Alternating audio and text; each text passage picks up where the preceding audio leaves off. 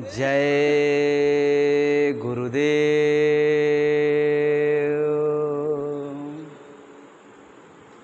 अखंड मंडलाकारं सुव्याप्तमेन चराचरं सुतत्पदं दर्शितैन तस्मै श्री गुरुवे नमः।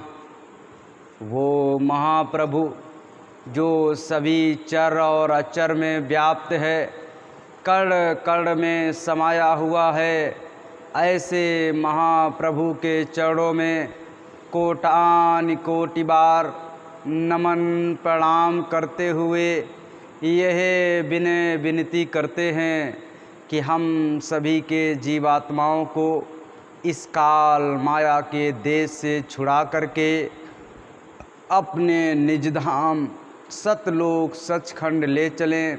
साथ ही साथ पूज्य महाराज जी के चरणों में कोटान कोटि बार नमन प्रणाम करते हुए यह विनय विनती करते हैं कि हम सभी जीवात्माओं पर अपनी दया दुआ बनाए रखें, अपना मार्गदर्शन देते रहें।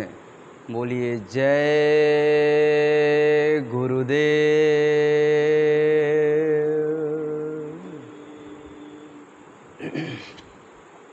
प्रेमी भाई बहनों,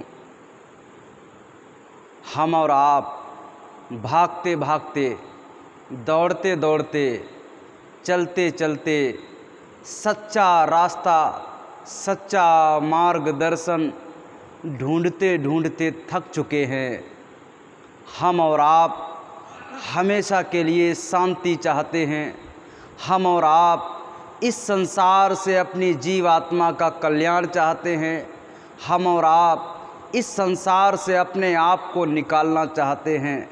लेकिन प्रेमी भाई बहनों, बहुत समस्याएं आपके रास्ते पे, जैसे ही आप आध्यात्मवाद के सच्चे रास्ते पे चलना प्रारंभ करोगे। एक बार की बात है, गुरु महाराज ने सत्संग के दौरान बताया कि जब लोग आपका विरोध करना शुरू कर दें, आपकी सही बात को सुना ना जाए, लोग अपनी मनमानी करना शुरू कर दें, लोग आपको नीचे गिराने करना शुरू कर दें, लोग आपको हीन भावना से देखना शुरू कर दें, लोग आपकी बात को समझ करके अपने आप की चलाना शुरू कर दें, समझ लीजिएगा आप पे गुरु की दया होने लगी। गुरु की दया ये संत मत है। गुरु महाराज ने कहा इस संत मत पे चलना आसान नहीं है, ये दो धारा तलवार है, इधर से भी कटना है और उधर से भी कटना है। आप अगर कटने के लिए, मरने के लिए आप अगर एकदम स्ट्रिक्ट खड़े हो गए, यानी सत्य बात को बोलना अगर आपके अंदर में आ गया, तो समझ लीजिएगा वो गुरु महाराज आपके ऊपर में दया कर रहे हैं। गुरु महाराज ने एक बार बताया, रामधारी सिंह दिनकर जी ने लिखा है कि पेरा जाता जब इक्षुदंड, बहती रस की धारा खंड, मेहंदी जब सहती है प्रहार, बनती ललनाओं का सिंगार, दीपक जब खुद को जलाता है, आपको रोशनी दे जाता है। आपने देखा होगा गन्ना, इक्षुदंड कहते हैं गन्ने को। अगर गन्ना मना कर दे कि हमको पेरिए नहीं, तो कोई भी गन्ने की कीमत नहीं होगी। गन्ना ऐसे झाड़ियों के माफिक, जैसे रोड के किनारे बहुत सारी झाड़ियां खड़ी रहती हैं, ऐसे ही गन्ना उसी में खड़ा रहेगा, कोई उसको पूछने वाला नहीं होगा। लेकिन गन्ने की खेती की जाती है, उसकी निराई गुड़ाई की जाती है, उसमें खाद डाली जाती है, लोग उसे तोड़ करके, उसको साफ करके, धुल करके उसकी पिराई करवाते हैं। जब वो पिरने के लिए तैयार होता है तो उसमें से मीठा रस निकलता है, और वो मीठा रस गुड़ के रूप में परिवर्तित होता है। उसी में से चीनी बनती है, चीनी से विभिन्न प्रकार की अच्छी अच्छी मिठाइयाँ बनती हैं। अगर वो गन्ना अपने आप को मना कर देता तो आप विविध प्रकार की जो मिठाइयाँ खाते वो नहीं खा पाते। तो उसने क्या कहा, उसने प्रहार को सहा, उसने उस चीज़ को सहा। मेहंदी जो होती है आपने देखा होगा, उसे लोग तोड़ लाते हैं, फिर कुटाई होती है, बड़ी बड़ी कंपनियों में उसकी पिसाई होती है, पीस करके उसको जो है पैकेटों में बंद कर दिया जाता है, फिर लोग खरीद के लाते हैं, अपने हाथों में लगाते हैं, सुंदरता बढ़ती है। इसी प्रकार से दीपक आपने देखा होगा, वो दीपक जो है जब खुद को जलाता है तब दूसरे को रोशनी देता है। प्रेमी भाई बहनों, ये आध्यात्मिक रास्ता है और ये आध्यात्मिक पथ पे जो व्यक्ति खुद को जलाने के लिए खुद की परवाह किए बिना सत्य के मार्ग पे खड़ा रहेगा, वो व्यक्ति अपनी जीव आत्मा का कल्याण कर सकता है। समस्या क्या है? समस्या यह है कि सत्य को पहचानने में गड़बड़ी हो जाती है। कभी कभी हम क्या करते हैं, अपने मन के कहे हुए आधार पे चलना प्रारंभ करते हैं और हमको लगता है कि हम सत्य मार्ग पे चल रहे हैं। हमने मुखौटा तो पहन लिया सत्य का, लेकिन उस सत्य के आड़ में असत्य के खोज में लगे हुए हैं, असत्य के मार्ग पे चल रहे हैं। उसको पहचान कैसे होगी? पहचान, गुरु महाराज ने कहा, आप सच्चे दिल से गुरु महाराज से अगर जुड़े हुए हो, नित्य नियम से सुबह शाम सुमिरन ध्यान भजन करते हो, गुरु के चरणों में रोज़ सीधा करके उनसे अपने गुनाहों की माफ़ी मांगते हो, तो प्रेमी भाई बहनों, वो गुरु महाराज, जब आप सत्य के मार्ग पे चलोगे तो आपको परवाह नहीं होगी कि आपका क्या होने वाला है। आपको परवाह नहीं होगी कि आपके जो है कोई दिक्कत परेशानी आपके सामने आ जाएगी। आप एकदम खुले दिल के साथ में, आपके अंतर में शांति भर जाएगी। प्रेमी भाई बहनों, हम लोग इस संसार में जहाँ कहीं भी दौड़ रहे, भाग रहे, कुछ भी कार्य कर रहे, किस लिए कर रहे? कुछ शांति प्राप्त हो जाती, सुख प्राप्त हो जाता, उसी के लिए हम लगातार निरंतर भाग रहे। एक दिव्य किरण की ओट में हम लोग खड़े हो जाएं, बस इसके लिए निरंतर बढ़े चले जा रहे। गुरु महाराज ने कहा कि ये सतयुग आने वाला है। सतयुग, इस कलयुग में सतयुग आएगा और कलयुग में जो है कलयुग जाएगा, सतयुग आएगा। सतयुग का मतलब है, हम लोग क्या समझते हैं, सतयुग जब आएगा तो ये दिन लाल पीला हरा होने लगेगा। ये सूर्य जो है, ये जो जैसा निकलता है लाल सुबह, दोपहर में ये सफ़ेद हो जाता है, शाम को फिर लाल हो जाता है, इसका कलर नहीं बदल जाएगा। जैसा ये है वैसा ही रहेगा। ये वायुमंडल जैसा आपको दिखाई दे रहा है वैसा ही रहेगा। ये चांद सितारे आपको जैसे दिखाई दे रहे हैं बिल्कुल ऐसे ही रहेंगे। फिर क्या दिखाई देगा? फिर क्या बदल जाएगा? हमारे विचार बदल जाएंगे, हमारी सोच बदल जाएगी। जब सामंजस्यता आ जाएगी, एक दूसरे के प्रति हम लोग खड़ा होना प्रारंभ कर देंगे। सही बात अगर कोई कह रहा है उसको मानना प्रारंभ कर देंगे। उसी दिन कलयुग जाएगा। कलयुग में से कलयुग को डर लगना प्रारंभ हो जाएगा। अरे इस कलयुग में, यानी मेरे युग में भी लोग सत्य पे खड़े होने के लिए तैयार हैं। लोग अपना सर्वस्व वार करके और सत्य की ओट में जाने के लिए तैयार हैं।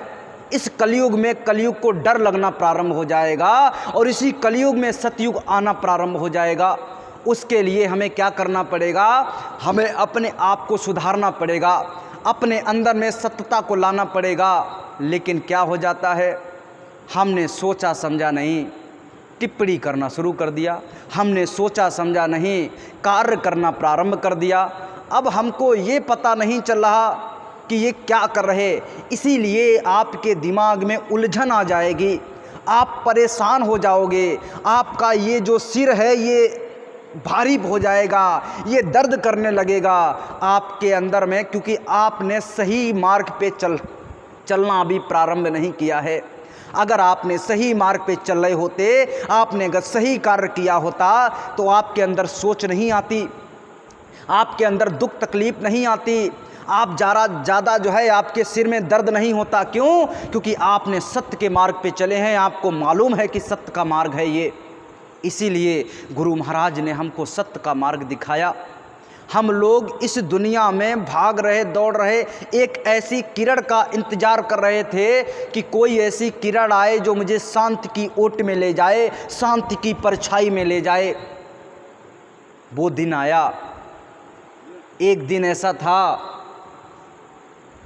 आज से कुछ साल पहले इसी धरती पे, यहीं पे नील की कोठी, यहीं पे बता रहे एक किलकारी गूंजी और वो किलकारी धीरे धीरे धीरे धीरे बड़ी हुई। बड़ी होने के बाद पहले तो उनके पिताजी का देहांत हो गया, फिर उनकी माताजी की तबीयत खराब हो गई, फिर धीरे धीरे धीरे धीरे समय आया कि वो जो है माताजी भी वहाँ से अपने शरीर को छोड़ के जाने के लिए तैयार हो गई, तत्पर हो गई। बच्चा 7 साल का करीब रहा। कहा कि ऐसा करना, मैंने इस दुनिया को देखा है, इस दुनिया को अच्छे से टटोला है, लेकिन इस दुनिया में कहीं भी शांति नहीं है, कहीं भी सुख नहीं है, कहीं भी कुछ भी ऐसा नहीं है जो आपके काम आ जाए। क्यों? क्योंकि आज मैं अगर ये शरीर छोड़ रही हूँ तो मैंने जो कुछ भी कमाया हमारे साथ नहीं जा रहा। हमारे आसपास जो कुछ भी है या हमको जो दुख तकलीफ़ हो रही है, ये आत्मा जब निकल रही है, ये जब यमदूत इसको निकाल रहे हैं, तो हमको जो दुख तकलीफ हो रही है उसे कोई दूसरा व्यक्ति बांट नहीं सकता। कहा कि अच्छा हाँ, आप ऐसा करना, इस दुनिया में उस परमपिता परमात्मा को प्राप्त करना। जब ये मानवता एकदम अंधकार में डूबी हुई थी, एकदम रो रही थी, तड़प रही थी, ये मानवता केवल एक बात जानना चाह रही थी कि हमको कहीं पे एक शांति की किरण दिखाई पड़ जाए। गुरु महाराज ने चलना प्रारंभ किया। चलते चलते चलते चलते उनकी कब जो है बाल्यावस्था गुजर गई, कब किशोरावस्था आ गई, कब जवानी आ गई, पता ही नहीं चला, क्योंकि खोज जारी थी। गुरु महाराज यहाँ चिमकुनी के पास में, ये अपने निवाड़ी से करीब 7-8 किलोमीटर आगे चिमकुनी है, वहीं पे गुरु महाराज कुछ दिन तक रहे। गुरु महाराज ने बताया कि हमने बाबाओं के, मौलवियों के गुरुद्वारे में जाकर के ऐसे सभी लोगों के जो धर्म के साथ में जुड़े हुए थे, अलग अलग जो है कौम के लोग, उन सभी के पास में गए और जाने के बाद में वहाँ झाड़ू लगाई, पोंछा लगाया, उनकी लंगोटियाँ खींची। गुरु महाराज ने कहा कि तुम लोग कहते हो कि हम मेहनत करते हैं, तुम लोग कहते हो कि मैं सच्चे मार्ग पे चल रहे हैं। अरे भाई, हमारे हाथों की लकीरें मिट गई थी, इतनी मेहनत की कि हमें वो सच्चा रास्ता मिल जाए। हम लोग क्या चाह रहे? सच्चा रास्ता चाह रहे कि वो सच्चा रास्ता मिल जाए। इतना अथक परिश्रम करने के बावजूद वो सच्चा रास्ता नहीं मिला। जब सच्चा रास्ता नहीं मिला तो गुरु महाराज ने कहा इस जीवन का कोई भी अर्थ नहीं है, क्योंकि वो सच्चा रास्ता जब तक नहीं मिलेगा तब तक तो हमारा जीवन व्यर्थ हो जाएगा। हमारी माँ ने जो कहा था वो बात सत्य नहीं हो पाएगी। गुरु महाराज ने कहा जब इस जीवन का कोई अर्थ ही नहीं है, हम जो चाह रहे वो पा ही नहीं सकते, तो इस जीवन को समाप्त कर दिया जाए, इस जीवन की ई लीला को समाप्त कर दिया जाए। गुरु महाराज इधर उत्तराखंड की पहाड़ियों पे चले गए। उन्होंने कहा किसी ऊंची पहाड़ी पे चढ़ कर के छलांग लगा देंगे और इस जीवन को समाप्त कर देंगे। जैसे ही उस पहाड़ी पे चढ़े, वैसे ही ऊपर से आवाज़ आई, पीछे से आवाज़ आई, ऐसा लगा किसी ने कंधे पे हाथ रख कर के कहा बच्चा थोड़ा और, बस थोड़ा सा और कदम बढ़ा, थोड़ा सा और मेहनत कर ले, बस तेरी मंजिल तुझे मिलने वाली है।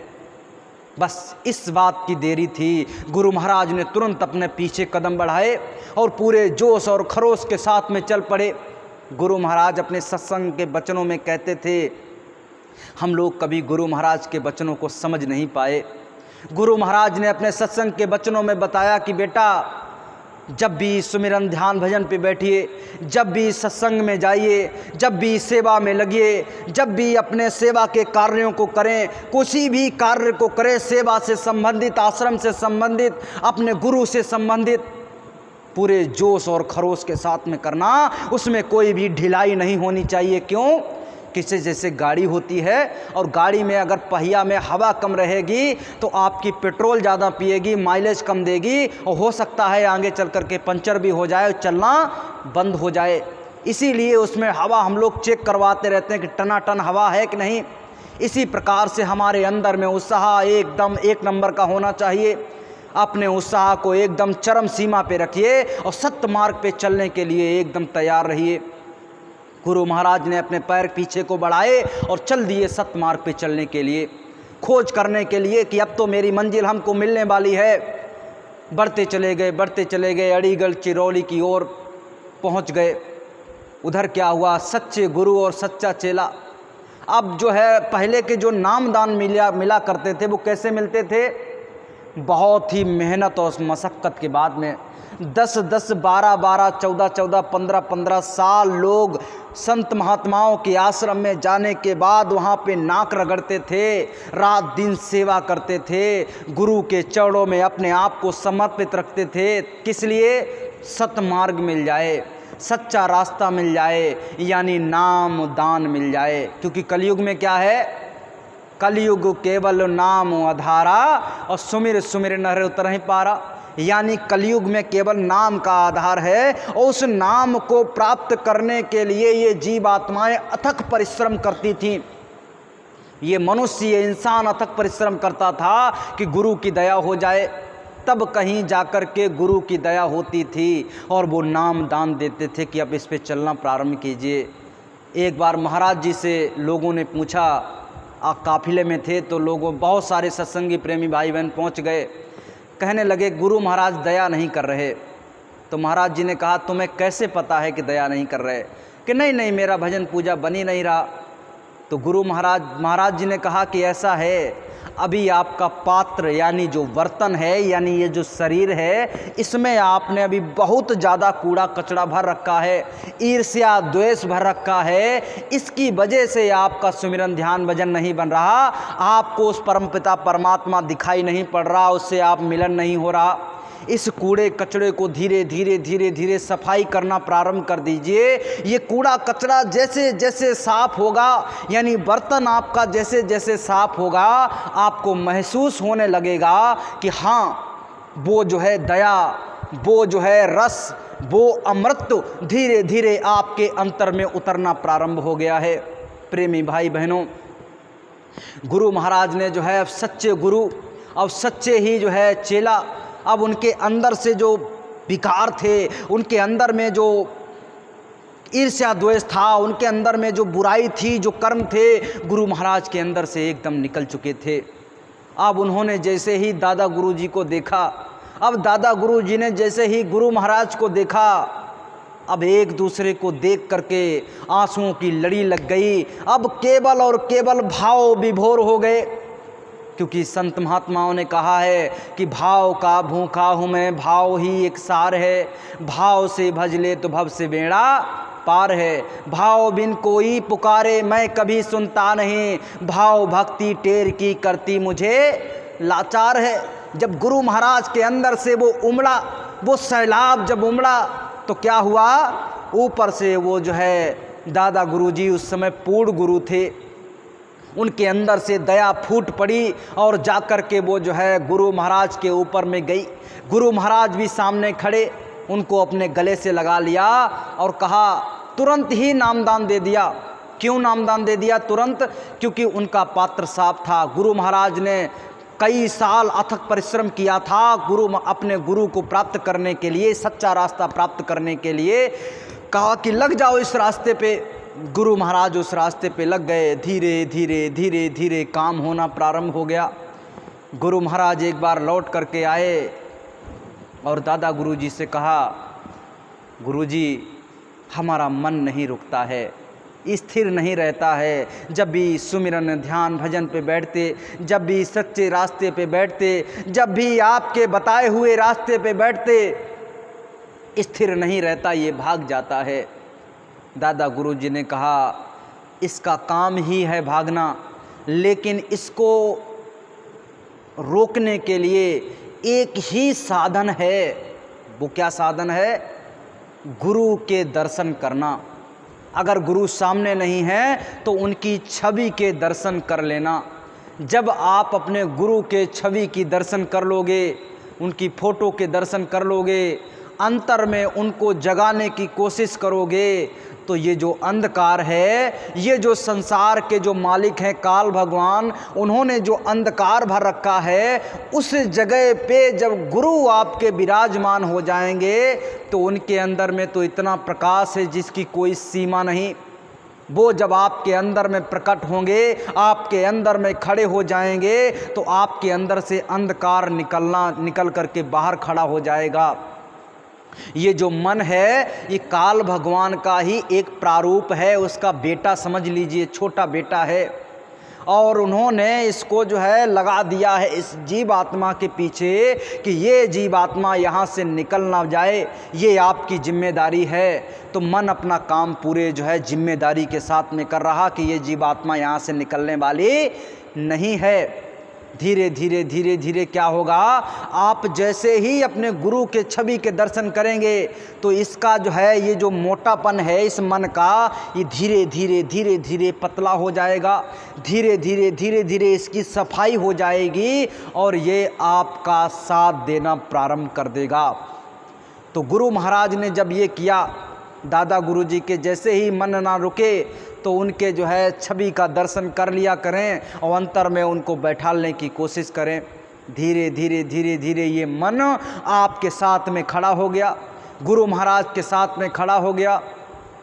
जब ऊपर का रस मिलता है, गुरु महाराज ने 18 घंटे तक साधना किया। एक रोटी को भिगो करके खा लेते थे बिना नमक के, ताकि ये शरीर जीवित रहे।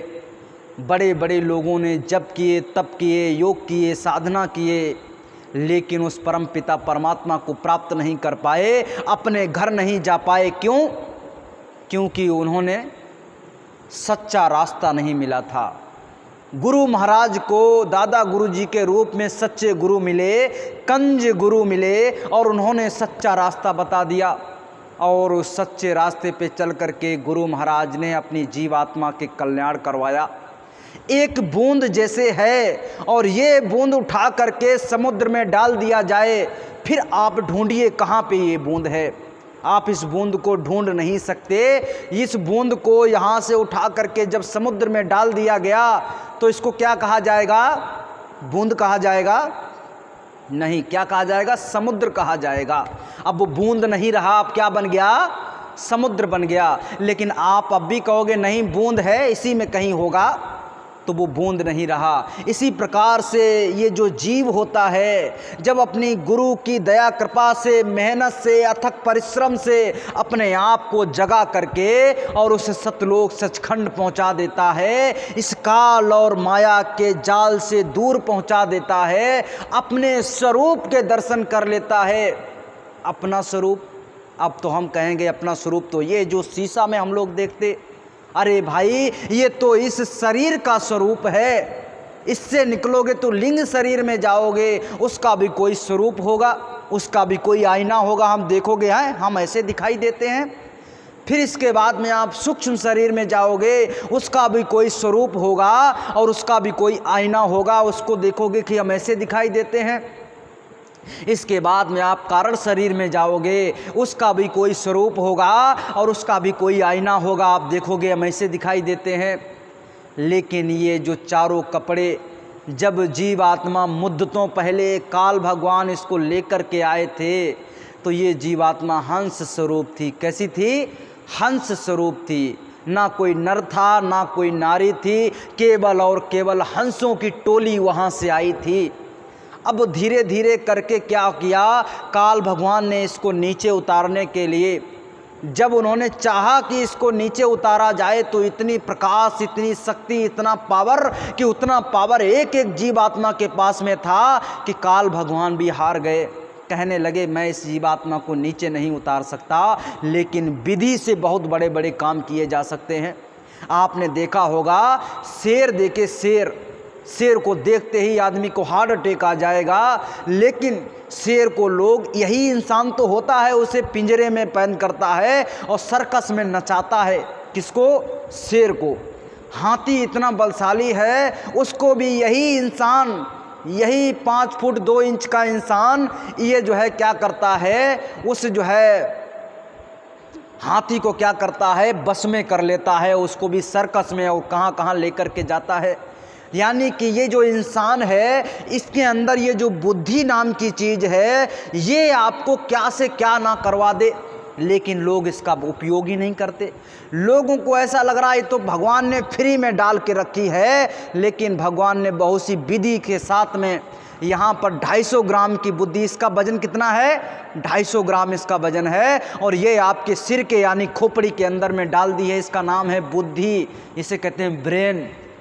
और इसका उपयोग हम लोग जितना ज़्यादा करते चले जाएंगे उतना ही इस जीवात्मा के ऊपर में कल्याण होता चला जाएगा, इसका काम होता चला जाएगा। प्रेमी भाई बहनों, जैसे जैसे हमारी जीवात्मा ऊपर की ओर गई, कारण शरीर इसके ऊपर से जैसे ही उतरा, इसने अपने आप के स्वरूप को देखा पहली बार जब वो आई थी। उसके पहले जब ये जो कपड़े पहना दिए गए इसको 4 प्रकार के, तब पहली बार लास्ट टाइम इसने अपने स्वरूप को देखा था। और आज जब यहाँ पर फंस गई है और जब यहाँ पर कोई सच्चे संत सद्गुरु मिले, जैसे बाबा जय गुरुदेव जी महाराज, वर्तमान में महाराज जी सच्चा रास्ता हमको बता रहे, उस पर मेहनत करके मशक्क़त करके आपने उस पर चलना प्रारंभ किया और इन चारों कपड़ों को धीरे धीरे धीरे धीरे उतारा। तब आपने पहली बार अपने आप के दर्शन किए, आपने अपने स्वरूप को देखा कि मैं ऐसा था, मेरे अंदर इतना प्रकाश था, मेरे अंदर इतनी शक्ति थी, इतना पावर था, लेकिन मैं किसके चंगुल में फंस गया था? काल और माया के चंगुल में। ये जो माया है ये क्या करती है? हमको यहाँ पर ठग रही है, हमारी श्वासों को यहाँ पे ठग लिया है, अब यहाँ से निकलने नहीं देती। गुरु महाराज ने कहा, अपने आप को अगर निकलवाना चाहते हो तो गुरु को अपना हाथ पकड़वा दो। क्यों? समस्या ये है, आपने अगर गुरु का हाथ पकड़ लिया तो कोई भी सुंदर चीज़ दिखाई दी, कोई भी लुभावनी चीज़ दिखाई दी, तो गुरु का हाथ छोड़ करके आप भाग करके जाओगे और उस चीज़ को पकड़ने की कोशिश करोगे। लेकिन अगर गुरु ने आपका हाथ पकड़ के रखा है तो जैसे ही आप भागने की कोशिश करोगे तो गुरु तो जानता है कहाँ जा रहे, आपको टोकेंगे, आप कहोगे फलानी चीज़ लेने जा रहे, बड़ी सुंदर दिखाई दे रही, तो बताएंगे कि ये सुंदर उंदर नहीं है, तुम्हें फंसाने का एक जाल है। जैसे मछली होती है और वो कांटे में वो केचुआ लगा करके या कोई खाना लगा करके ऐसे पानी में डाल देते, मछली दूर से देखती, अरे अभी तो हमें खाना ढूंढने के लिए मेहनत मशक्क़त करनी पड़ रही थी, लेकिन ये तो खाना ऊपर में उतरा रहा, ये तो हमारे पास चल कर के आ गया। लेकिन आपको तो पता ही नहीं खाना चल कर के कैसे आएगा, बिना मेहनत और मशक्क़त के खाना नहीं आता है। अगर आ गया है तो कोई ना कोई समस्या यहाँ पर है, उसने नहीं देखा। सबसे खतरनाक चीज़, सबसे खूबसूरत चीज़ ही सबसे खतरनाक होती है। सबसे अगर खूबसूरत, आपने जंगल देखे, अमेज़न जंगल देख लीजिए, इतना बड़ा जंगल है, जितनी जगह पे पूरी दुनिया के लोग रहते हैं इससे कई गुना ज़्यादा भाग अमेज़न जंगल खड़ा हुआ है, जिससे ऑक्सीजन आती है हम लोगों के लिए। उस अमेज़न जंगल में ऐसे ऐसे सीन हैं, ऐसी ऐसी जगह हैं, आप देखोगे क्या जगह है, एक बार यहाँ पे जाने का मौका मिल जाता। लेकिन जैसे ही वहाँ पर आप गए, वहाँ की चींटियाँ भी इतनी खतरनाक हैं कि आप समझ लीजिए कि वो जैसे ही आपको डसी ऐसे करके, चींटी अगर ने डस लिया तो आप मर जाओगे, इतनी खतरनाक वहाँ की चींटियाँ भी हैं, लेकिन वो हमको सुंदर दिखाई देती है। कहा गया है, रूप यवन संपन्न विशाल कुल संभवा, भक्तिहीना ना शोभन्ते निर्गंधाइम किंसुका। कहा गया है कि आप कितने ही सुंदर क्यों ना हो, कितने ही बड़े घराने में क्यों ना पैदा हो जाएं, लेकिन आपके अंदर में अगर भक्ति नहीं है, अगर संस्कार नहीं है, बोलने बताने की कायदा नहीं है, किससे छोटे बड़े का अगर सम्मान नहीं है, जो जिस पद पे बैठा हुआ है उसके पद की गरिमा हमारी बोली भाषा में अगर नहीं है तो हम किसके समान हैं? आप समझ लीजिए अपने आप को। आपके अंदर में अगर ये भावनाएं भरी पड़ी हैं, आपको यही लहजा नहीं मालूम है कि ये दादी हैं तो दादी को कैसे बोला जाएगा, माता जी हैं तो उनको कैसे बोला जाएगा, दादा हैं तो कैसे बोला जाएगा। कोई अगर किसी ने, हम लोग कहते हैं हम राम को मानते हैं, कोई कहता मैं श्याम को मानता हूँ, राम को तो मानते हैं, श्याम को तो मानते हैं, देवी को तो अभी नवरात्रि है, शायद आज विजयदशमी है, अभी नवरात्रि में हम देवी को तो मानते हैं। लेकिन देवी से कभी पूछा जा कर के कि देवी माता हम जो ये कर्म कर रहे हैं क्या ये सही कर रहे हैं? कभी पूछा? अगर आप पूछ नहीं सकते, आप कहोगे पत्थर की मूरत क्या बताएगी, तो उनके नाम की एक किताबें भी हैं, यानी जिन्हें वेद और पुराण कहते हैं। उसमें किस जगह पे लिखा है कि किसी से बदतमीजी से बात करना है, किस जगह पे लिखा है कि गलत खान पान करना है, किस जगह पे लिखा है कि ईर्ष्या द्वेष रखनी है आपस में? कहीं भी नहीं लिखा। लेकिन हमने उनको तो मानते हैं। जैसे महाराज जी हैं, बहुत सारे लोग कहते हैं मैं महाराज जी को बहुत ज़्यादा मानता हूँ, मैं गुरु महाराज को बहुत ज़्यादा मानता हूँ। आप मानते तो हैं महाराज जी को, आप मानते तो हैं गुरु महाराज को, लेकिन गुरु महाराज को तो मानते हैं, लेकिन गुरु महाराज की मान लेते तो हम आपको जान जाते। क्यों? क्योंकि महाराज जी ने अगर किसी व्यक्ति को कुछ कह दिया, किसी व्यक्ति को कहीं पे बैठाल दिया, अब उसकी एक मर्यादा है, एक गरिमा है, लेकिन आप उसकी मर्यादा और गरिमा को भूल गए। आप अपने मन माने तरीके से अपना कार्य करना प्रारंभ कर दिए, तो समझ लीजिए आप उनको नहीं मान रहे। और राम हैं और राम की आपने बात नहीं मानी, हमको तो राम के लिए तो गर्दन कटवा देंगे, लेकिन राम की आपने एक भी बात नहीं मानी। खूब शराब पी, खूब मांस खाया, खूब आपने गाली गलौज किया, खूब आपने गलत आचरण रखो, यहाँ पर आपको कोई रोकने वाला नहीं है। ये मनुष्य शरीर है, कर्म प्रधान विश्व रचि राखा, और जो जस करहे सो तस फल चाखा। ये कर्म प्रधान देश है, यहाँ पर आप जैसा करोगे वैसा ही आपको फल मिलेगा। इसमें 1% भी इधर उधर होने वाला नहीं है। और जैसा जैसा आपने कर्म किया, उस कर्म के आधार पे जब आपका ये शरीर समाप्त, क्योंकि इस शरीर को आप, गुरु महाराज ने कहा आपके जो प्रारब्ध में लिखा हुआ है वो आपको मिलेगा। यानी आपने पिछले जन्म में जो कर्म किए उसके आधार पे इस जन्म के प्रारब्ध लिख दिया गया, ये आपका जीवन होगा। और आज आप जो कर्म कर रहे हो, जब यहाँ से मर कर के जाओगे, वो आखिरी वक्त आपका जब होगा, तो वहाँ पर हिसाब किताब होगा कि हाँ भाई आपने कौन कौन से कर्म किए। आप जिसको कहते थे हमने माना, हमने उसको मानते हैं, उसकी एक भी बात को तुमने माना। वहाँ राम बैठे हुए हैं, जब राम से आप कहोगे हम तो राम की बहुत ज़्यादा पूजा की, हम तो महाराज जी की बहुत ज़्यादा पूजा की। ठीक है साहब, आपने पूजा की। जब वहाँ पे बैठे होंगे वो कि भैया इन्होंने आपकी पूजा की, तो उनसे पूछा जाएगा लेकिन आपने तो ये तो कहा नहीं था जो इन्होंने कर्म किए हैं, जो इन्होंने कर्म किए हैं, जो इन्होंने बोली भाषा बोली है, जो इन्होंने शब्द बोले हैं, ऐसे तो आपने बोलने के लिए कहा नहीं था, ऐसे तो आपने करने के लिए कहा नहीं था। तो वो कहेंगे हाँ हमने तो ऐसा कहा नहीं था। तो बताइए वो आपकी साइड ले पाएंगे?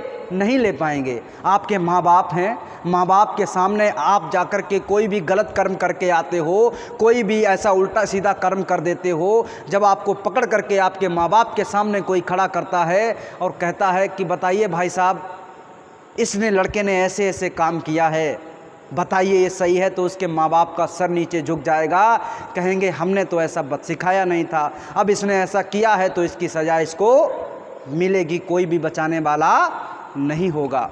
इसलिए प्रेमी भाई बहनों, हमको उस परम पिता परमात्मा ने, यानी हमारे गुरु महाराज ने, महाराज जी ने जो हमको बताया है, उनकी वचन वाणियों पे चलने की आवश्यकता। सत्संग क्या है? लोग कहते हैं सत्संग बेकार है, सत्संग में कुछ समझ में नहीं आता। सत्संग है क्या? सत्संग के वचनों में आपको बताया जाता है कि हमको चलना कैसे है। सत्संग कोई अमृत नहीं है कि आपको घोट करके पिला दिया जाएगा और आपकी फलानी चीज़ सही हो जाएगी और आपको घोट के पिला दिया जाएगा, आप सत्यलोक पहुंच जाओगे। सत्संग में जो वचनवाणियाँ सुनाई जाती हैं, ताकि हम उन वचनवाणियों को अपने जीवन में लाएं और उन पे चलें, तब जाकर के सत्संग से फ़ायदा होने वाला है। लेकिन उनकी वचनवाणियों को कोई ध्यान ही नहीं देता। जब ध्यान नहीं दोगे तो आपके जीवन में जो समय आने वाला है, ये समय आपको धोखा दे जाएगा। तब आप रोगे, कहोगे ऐसा तो हमने कभी किया नहीं था, हमारे जीवन में ये तकलीफ़ क्यों आ गई, हमने तो ऐसा कभी किया नहीं था। लेकिन आपने समय की वैल्यू नहीं की, समय का सम्मान नहीं किया, समय के आधार पे जो चीज़ है उसको हमने सही तरीके से माना नहीं। हे प्रेमी भाई बहनों, ये समय भी आपको बख्शने वाला नहीं है, आपका साथ देने वाला नहीं है। हमको इस समय को देखते हुए गुरु महाराज को यहाँ के लोग, इस मृत्यु लोक के लोग जब तड़पने लगे, चिल्लाने लगे, रोने लगे, तब वो संत महात्मा ऊपर से आए और आकर के इन जीव आत्माओं पे दया करना प्रारंभ किया।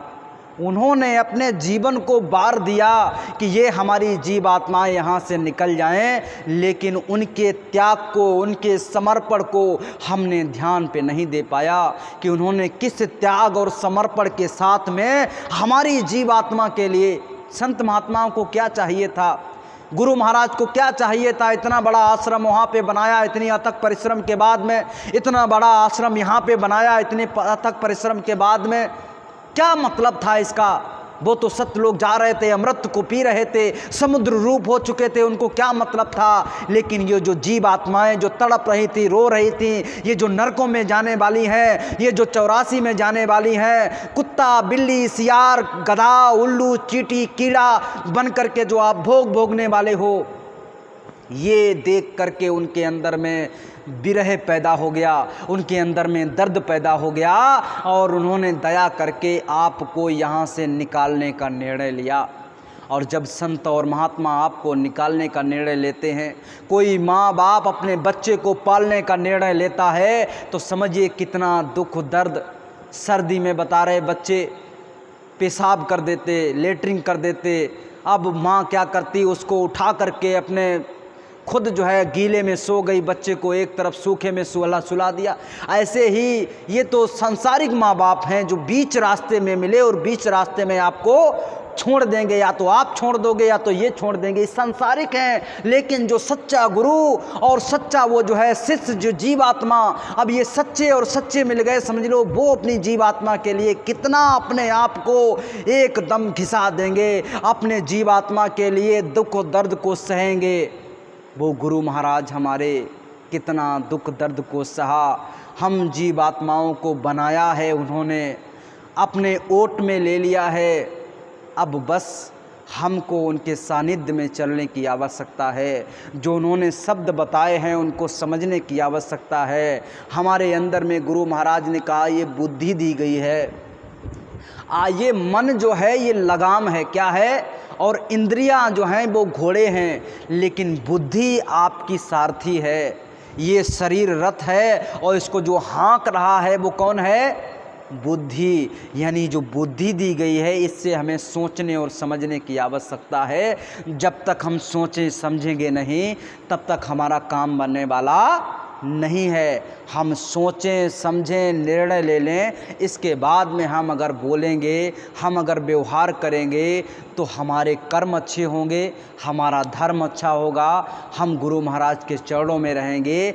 और जब जब आप गुरु महाराज के चरणों में बैठोगे, आप हल्का महसूस करोगे, आपको कोई बीमारी हारी महसूस नहीं करोगे और आपके अंदर में दया दुआ आपको महसूस होगी। प्रेमी भाई बहनों, अब इसी के साथ में अपनी बाड़ी को विराम दे रहे, लेकिन ये जो सभी वचन बाड़ियाँ हैं ये सब गुरु महाराज की हैं, संत और महात्माओं की हैं। इन वचन बाड़ियों को अपने अंतर में धारण करना है और इसके ऊपर चलने की आवश्यकता है। जब हम चलेंगे तो वो परमपिता परमात्मा हमारा साथ देने के लिए एकदम तत्पर है, तैयार है। बोलिए जय गुरुदेव। अगर कहने सुनने में कोई अनुचित शब्द निकल गया हो, कोई अपशब्द निकल गया हो, तो उसको माफ़ कर दीजिएगा। और अब सभी प्रेमी भाई बहन गुरु महाराज के चरणों में आरती करेंगे। विनय करूं मैं दो करे जोरे, सतगुरु द्वारे तुम्हारे, बिन घृत दीपो आरती साजूं, दो अखियन मज धारे, भाव सहित नित बैठी झरोखे, जो हत प्रियतम प्यारे, पगे धुन सुनाहु श्रवण ही अपने मन के काज विसारे। जागी सूरत पियत चरणामृत पियत पियत हुई न्यारी। घंटा शंख मृदंग सारंगी बंसी बीन सुनारी। जय गुरुदेव जी की आरती करते गावत जय जयकारे। विनय करूं मैं दो कर जोरे सत्य गुरुद्वारे तुम्हारे। मालिक के द्वारे तुम्हारे दाता द्वारे तुम्हारे समरथ द्वारे तुम्हारे। जय गुरुदेव। बाबा जय गुरुदेव जी महाराज का कहना है, क्या खाने से होगी भलाई, अब भी संभल न पाओगे। बाबा जय गुरुदेव जी महाराज की अर्जी है, पूज्य महाराज जी की प्रार्थना, हाथ जोड़कर विनय हमारी। सभी प्रेमी भाई बहन गुरु महाराज के चरणों में मत्था टेक करके अपने गुनाहों की माफ़ी मांग लेंगे। सुबह जब 4 बजे घंटी लगेगी तो सुमिरन ध्यान भजन के लिए आ जाएंगे। बोलिए जय